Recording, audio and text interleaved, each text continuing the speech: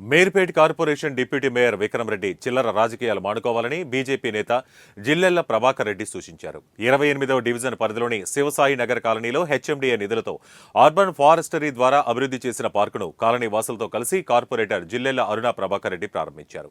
కాలనీలో పార్కు ఏర్పాటుకు ఎంతగానో కృషి చేశామని, కాలనీ వాసులు, పిల్లలు ఆహ్లాదకరమైన వాతావరణంలో ఈ పార్కును వినియోగించుకోవాలని కోరారు.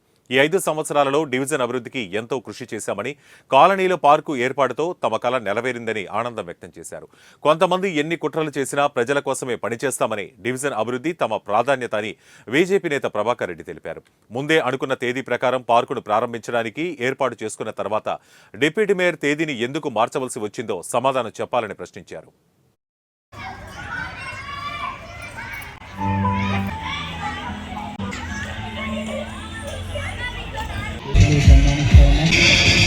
డి గారు అన్నారు, డిప్యూటీ మేయర్ గారు డేట్ మార్చిరని చెప్పన్నారు. అంటే దాన్ని బట్టి అర్థం చేసుకోవాలి. ఎందుకంటే డిప్యూటీ మేయర్ ఎందుకు మార్చింది, డేట్ మేడం గారు ఇచ్చిన డేట్ని ఎందుకు మార్చింది.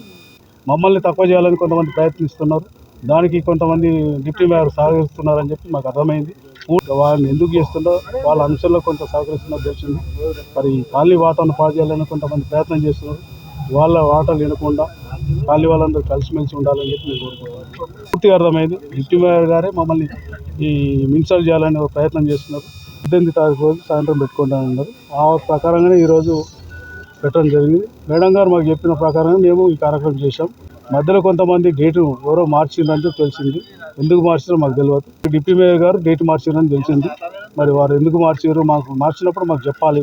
స్థానిక కార్పొరేటర్ కాబట్టి చెప్పాలి. కమిషనర్ కమిషనర్ కూడా అడిగాను నేను. కమిషనర్ గారు మరి డేట్ ఇచ్చారు మాకు మేడం గారు.